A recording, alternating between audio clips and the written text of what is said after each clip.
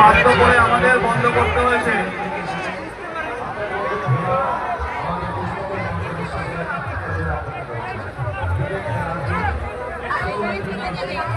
অরূপ বিশ্বাস, নারায়ণপুর বাড়ি, তুমি যেখানেই থাকো তুমি আমাদের ইয়ংস্টারের পূজা মণ্ডপের সামনে চলে আসবে। অরূপ বিশ্বাস, নারায়ণপুর বাড়ি, তুমি যেখানেই থাকো আমাদের ইয়ংস্টার ক্লাবের সামনে চলে আসবে।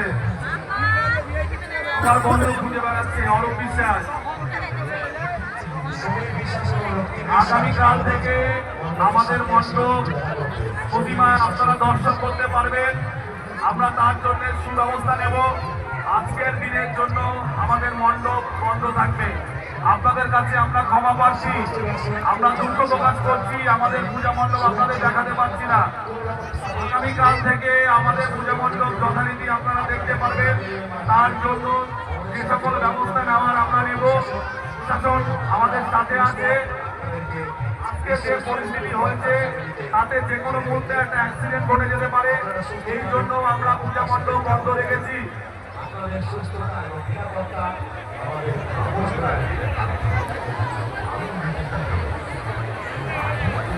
আগামী শুক্রবার অবধি আমাদের ঠাকুর আপনারা দেখতে পারবেন।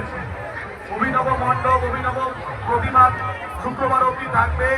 আপনাদের কাছে আমরা ক্ষমা পাচ্ছি, আজকে আমরা কোনো মতেই মণ্ডপ প্রতিমা দেখাতে পারছি না। কালকে থেকে আপনারা আপনাদের জন্য মণ্ডপ খোলা থাকবে, আমরা তার সুব্যবস্থা করব।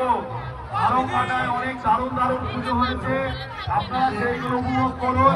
আগামীকাল থেকে আমাদের মণ্ডপ এবং প্রতিমা আপনাদের দর্শন করতে পারবেন। ভেতরে যারা আছেন তারা বেরিয়ে যাবেন, অনুরোধ করছি। সিকিউরিটি ভেতরে যারা আছে তাদেরকে বের করে দেবেন।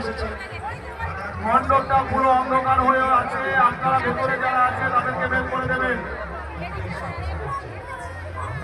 ভেতরে যারা আছে তাদেরকে বের করে দেবেন।